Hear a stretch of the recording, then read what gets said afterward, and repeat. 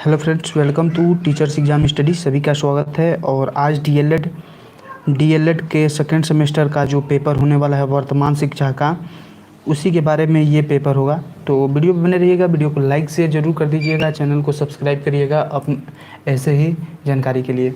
दोस्तों, डीएलएड के जो मोस्ट इम्पोर्टेंट क्वेश्चंस हैं आज उसके बाद देखा जाएगा। तो जितने भी इम्पोर्टेंट क्वेश्चन है डीएलएड के पेपर में आए हुए, उसमें 2017 से लेके और 2019 तक के जो भी पेपर होंगे, 16, 17, 18, 19 तक के जो भी पेपर रहेंगे उसमें सभी शामिल हो जाएंगे।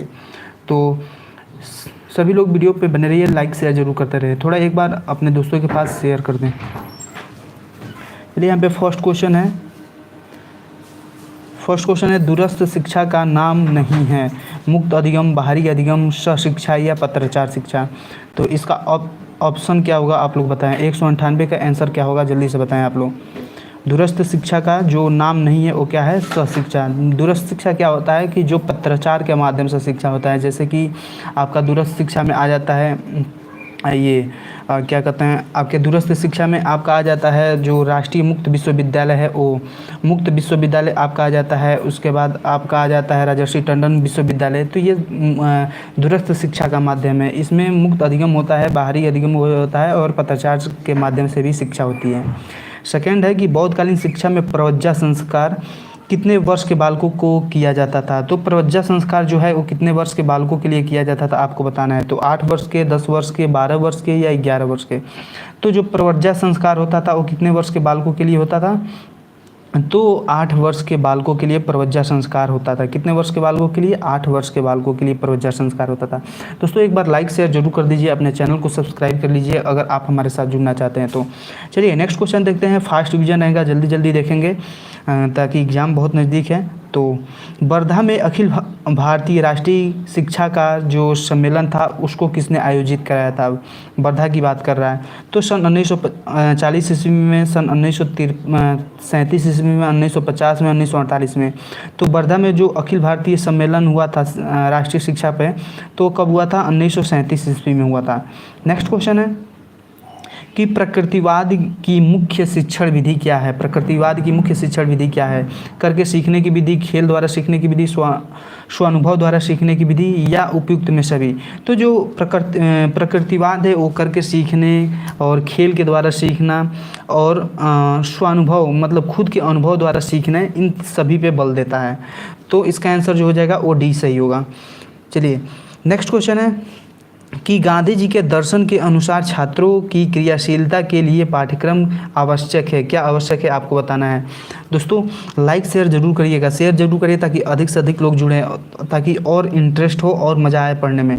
इसका आंसर जो हो जाएगा इतिहास होगा, भूगोल होगा, हस्तकला होगा या उपयुक्त सभी। तो गांधी जी का जो दर्शन शास्त्र है वो किस पे बल देता है, हस्तकला पे। हस्तकला का मतलब क्या है कि जो हाथ की कलाकारियों के द्वारा कला होता है, जैसे मिट्टी की मूर्ति बनाना या जो भी चीज़ें होती हैं वो आपका हस्तकला के अंतर्गत आ जाता है।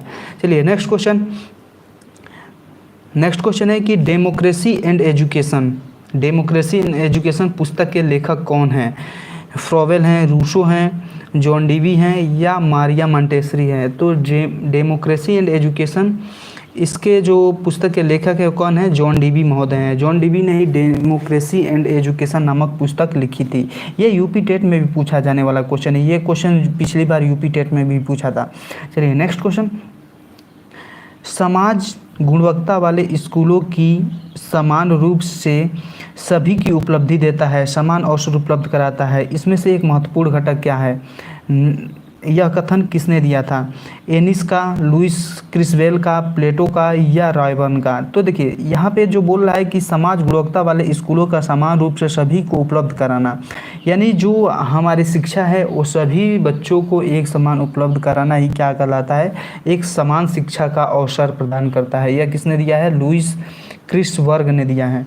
चलिए नेक्स्ट क्वेश्चन कि अनिवार्य प्राथमिक शिक्षा का संविधान किस अनुच्छेद के द्वारा प्रावधान किया गया था। अनिवार्य शिक्षा का जो आपका संविधान है वो किस अनुच्छेद के द्वारा प्रावधान किया गया था आपको बताना है। तो जल्दी से बताएं सभी लोग इसका आंसर।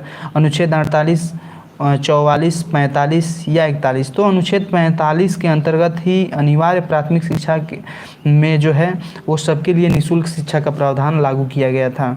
चलिए नेक्स्ट क्वेश्चन, जनसंख्या शिक्षा किसके लिए आवश्यक है? जीवन स्तर एवं गुणवत्ता बढ़ाने के लिए, सबको रोजगार देने के लिए, पाठ्यक्रम के विषय बढ़ाने के लिए, या बाल श्रम को बढ़ावा देने के लिए। तो इसका आंसर क्या होगा आप लोग बताएं। तो जीवन स्तर की गुणवत्ता को बढ़ाने के लिए ही क्या होता है, जनसंख्या शिक्षा कराई जाती है। चलिए, दूरवर्ती शिक्षा किसको कहते हैं? पत्राचार के द्वारा शिक्षा को, दूरस्थ शिक्षा को, स्वतंत्र अध्ययन को, या उपयुक्त सभी। तो मैंने ऊपर ही बताया था कि जो शिक्षा मुक्त होती है, यानी उसके लिए आपको विद्यालय जाने की आवश्यकता नहीं होती है, आपको अटेंडेंस लगाने की आवश्यकता नहीं होती है, आपको बुक मिल जाएगा, आप अपने घर पे रह के भी पढ़ सकते हैं। तो वहीं दूरवर्ती या दूरस्थ शिक्षा होता है। तो इसमें आपका आंसर जो हो जाएगा सभी सही हो जाएगा। तो इसका आंसर डी सही होगा। नेक्स्ट क्वेश्चन है कि शिक्षण के 3 केंद्र बिंदु है। शिक्षण के जो 3 केंद्र बिंदु है वो कौन सा है? अध्यापक, बालक और पाठ्यक्रम, विषय अध्यापक श्यामपट्ट, पुस्तकें बालक और अध्यापक, बालक बालिकाएं और अध्यापक। तो जो शिक्षण का मेन बिंदु होता है वो क्या होता है? शिक्षक होता है, शिक्षक आपका होता है। उसके बाद केंद्र में कौन होता है? बालक होता है। उसके बाद आपका क्या आता है? पाठ्यक्रम आता है, पाठ्यक्रम। तो जो शिक्षण का पाठ्यक्रम, तो जो शिक्षण का ये 3 बिंदु मूल बिंदु है। 3 बिंदु में सबसे पहला आ जाता है आपका शिक्षक, शिक्षक के बाद केंद्र में आता है बालक, उसके बाद आता है कौन? आपका पाठ्यक्रम आता है। चलिए नेक्स्ट क्वेश्चन देखिए। नेक्स्ट क्वेश्चन है कि शिक्षण को रोचक और प्रभावी बनाने के लिए क्या करना चाहिए? चित्रकला का प्रयोग करना चाहिए, विज्ञान का, शिक्षण की प्रयुक्त युक्तियाँ का, या लेखन कला का। तो इसका आंसर जो हो जाएगा वो क्या होगा? सही होगा। इसका आंसर शिक्षण में प्रयुक्त युक्तियाँ। चलिए 120 का आंसर बताएं सभी लोग।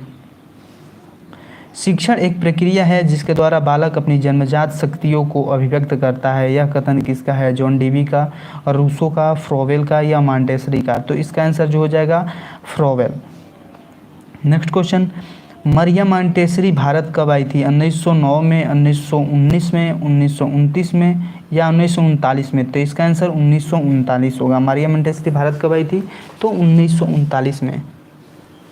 जनसंख्या शिक्षा में सबसे अधिक उत्तरदायी है कौन है? अभिभावकों का, समाज का, शिक्षकों का, या राष्ट्र का। तो भाई जनसंख्या शिक्षा की अगर बात करते हैं तो उसमें सबसे ज़्यादा उत्तरदायी कौन होगा? शिक्षक होगा। शिक्षक ही बताएगा कि हमें जनसंख्या को नियंत्रण करने के लिए क्या क्या चीज़ें करनी चाहिए। चलिए नेक्स्ट क्वेश्चन देखते हैं। शिक्षा के अधिकार में क्रियान्वयन की प्रमुख चुनौती क्या है? प्रशिक्षित शिक्षकों का अभाव, दोषपूर्ण पाठ्यक्रम, शासकीय उदासीनता, या उपयुक्त सभी। तो भाई अगर हम लोग शिक्षा के अधिकार के क्रियान्वयन की बात करते हैं तो उसमें मुख्य चुनौती क्या होगी कि भाई अगर प्रशिक्षित शिक्षक नहीं रहेंगे तो भी ये शिक्षा में क्रियान्वयन यानी शिक्षा जो है अच्छी तरीके से सुचारू रूप से नहीं चल पाएगा। दोषपूर्ण अगर पाठ्यक्रम रहेगा तब भी नहीं चल पाएगा, शासकीय उदासीनता रहेगा तब भी नहीं चल पाएगा। तो इसका आंसर जो हो जाएगा डी सही होगा। पाठ्य योजना का निर्माण आवश्यक है छात्रों को पढ़ने की प्रेरणा के लिए, छात्रों को भटकने के लिए, छात्रों को छात्र के विषय में सूचित करने के लिए, या योजना बनाने के लिए। तो देखिए इसका आंसर जो हो जाएगा योजनाबद्ध तरीके से प्रयोग करने के लिए, पढ़ाने के लिए। परिवार के द्वारा बालकों को प्राप्त होती है जीवन व्यवहार की शिक्षा, पारस्परिक सहयोग की शिक्षा, जीवनोपार्जन की शिक्षा, या उपयुक्त सभी। तो इसका आंसर जो हो जाएगा डी होगा, उपयुक्त सभी। चलिए नेक्स्ट क्वेश्चन है, वैदिक कालीन गुरुकुल शिक्षा किस जीवन दर्शन पर आधारित थी? प्रकृतिवाद पे, आदर्शवाद पे, समाजवाद पे, या व्यवहारवाद पे। तो इसका आंसर जो हो जाएगा वो क्या होगा? आदर्शवाद पे। चलिए नेक्स्ट क्वेश्चन, आदर्शवाद का श्रेष्ठ योगदान किस क्षेत्र में है? शिक्षण विधि में, उद्देश्य में, पाठ्यक्रम में, या बालक में। तो इसका आंसर जो हो जाएगा उद्देश्य में। नेक्स्ट क्वेश्चन है, राम मूर्ति समिति जो 1990 में आई थी क्यों गठित की गई थी? तो ये राम मूर्ति समिति क्यों गठित की गई थी? राष्ट्रीय शिक्षा नीति जो 1986 थी उसकी समीक्षा करने के लिए ही राम मूर्ति जो समिति थी उसको गठित किया गया था। राधा कृष्णन आयोग की संस्तुतियाँ क्या है, क्या किससे संबंधित थी? तो राधा कृष्णन आयोग किससे संबंधित था? उच्च शिक्षा से संबंधित था। चलिए नेक्स्ट क्वेश्चन, बुद्ध का आज्ञापत्र कब प्रकाशित हुआ? तो बुद्ध का आज्ञापत्र कब प्रकाशित हुआ? 19 जुलाई 1954 ईस्वी को। 19 जुलाई 1954 ईस्वी को बुद्ध का आज्ञापत्र जो है वो प्रकाशित हुआ था। देखिए, निस्यंदन का सिद्धांत किसने दिया? तो निस्यंदन का जो सिद्धांत है वो किसने दिया था? लॉर्ड मैकाले ने दिया था। मैकाले ने अपना प्रतिवेदन कब प्रस्तुत किया था? तो मैकाले ने अपना प्रतिवेदन कब प्रस्तुत किया था? तो 1935 ईस्वी में अपना प्रतिवेदन प्रस्तुत किया था। वैदिक शिक्षा का प्रमुख संस्कार क्या था? तो वैदिक शिक्षा में जो प्रमुख संस्कार था कौन था? उपनयन संस्कार किया जाता था। प्राथमिक शिक्षा होती थी। प्राथमिक शिक्षा क्यों होती थी, कब होती थी? तो बाल्यावस्था में जो है प्राथमिक शिक्षा दिया जाता है। देखिए नेक्स्ट क्वेश्चन है कि शिक्षा स्वस्थ शरीर तथा स्वस्थ मस्तिष्क का निर्माण करती है, यह कथन किसने दिया? तो यह कथन किसने दिया है? अरस्तु महोदय ने दिया है। स्वस्थ शरीर में स्वस्थ मस्तिष्क का निर्माण होता है, यह कथन किसने दिया है? अरस्तु ने दिया है। शिक्षा का प्रमुख उद्देश्य क्या है? तो सर्वांगीण विकास, यानी सभी अंगों से विकास करना ही शिक्षा का प्रमुख उद्देश्य है। चलिए नेक्स्ट क्वेश्चन, बालक का मस्तिष्क एक कोरी स्लेट की तरह है, यह कथन है। तो यह कथन किसका है? रूसो का है। चलिए नेक्स्ट क्वेश्चन है, मदरसों में शिक्षा जो दी जाती है उसका माध्यम था? तो मदरसों में शिक्षा का माध्यम क्या था? फारसी था। नेक्स्ट क्वेश्चन, वैदिककालीन शिक्षा संबंधित है, किससे संबंधित है? तो वेदों से संबंधित है। वैदिककालीन शिक्षा किससे संबंधित है? वेदों से संबंधित है। किंडरगार्टन प्रणाली के जन्मदाता कौन है? तो किंडरगार्टन प्रणाली के जन्मदाता कौन है? किस महान शिक्षा शास्त्री का आश्रम स्थापित है? तो पंडिचेरी में जो महान शिक्षा शास्त्री है वो कौन है? श्री अरविंद घोष हैं। राष्ट्रीय जनसंख्या नीति वह उसकी घोषणा कब की गई थी? तो 16 अप्रैल 1976 को राष्ट्रीय शिक्षा नीति की घोषणा की गई थी। पर्यावरण दिवस कब मनाया जाता है? तो पर्यावरण दिवस जो मनाया जाता है वो कब मनाया जाता है? 5 जून को मनाया जाता है। बच्चों में मूल्यों के विकास में सर्वाधिक महत्वपूर्ण भूमिका किसकी होती है? तो बच्चों में मूल्यों के विकास में सर्वाधिक महत्वपूर्ण भूमिका समाज की होती है। राष्ट्रीय सद्भावना को प्रभावित करने वाले प्रमुख कारक कौन से हैं? तो राष्ट्रीय सद्भावना को जो प्रभावित करने वाला कारक है कौन सा है? उपयुक्त सभी, जातिवाद, प्रांतीयता और सांप्रदायिकता, ये तीनों सही हो जाएगा। श्रमिक बनने का मुख्य कारण नहीं है, तो प्रतिस्पर्धा जो है बाल श्रमिक बनने का मुख्य कारण नहीं है। दीवा स्वप्न पुस्तक के लेखक कौन है? दीवा स्वप्न पुस्तक के लेखक कौन है? तो गीजू भाई जो हैं वो दीवा स्वप्न के पुस्तक के लेखक हैं। निम्नलिखित में से कौन सा अनौपचारिक शिक्षा की विशेषता है? तो स्थान निश्चित नहीं होता, समय निश्चित नहीं होता, स्वतंत्र होता है। यानी जिसमें स्थान, समय, पाठ्यक्रम ये सब निश्चित नहीं होता है उसे ही क्या कहते हैं? अनौपचारिक शिक्षा कहते हैं। तो इसका आंसर डी सही हो जाएगा। घर में दी जाने वाली शिक्षा क्या होती है? अनौपचारिक शिक्षा का उदाहरण होता है। चलिए नेक्स्ट क्वेश्चन है कि संविधान में किस भाषा को राजभाषा का दर्जा मिला है? तो हिंदी जो है उसे राजभाषा का दर्जा मिला है। हिंदी को कौन से भाषा का दर्जा मिला है? तो हिंदी को राजभाषा का दर्जा मिला है। चलिए नेक्स्ट क्वेश्चन देखते हैं जल्दी से।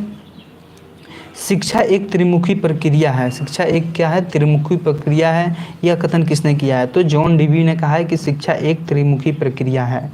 दोस्तों लाइक शेयर जरूर करिए। शिक्षा शब्द का शाब्दिक अर्थ क्या है? तो शिक्षा शब्द का शाब्दिक अर्थ जो है उपयुक्त में से कोई नहीं।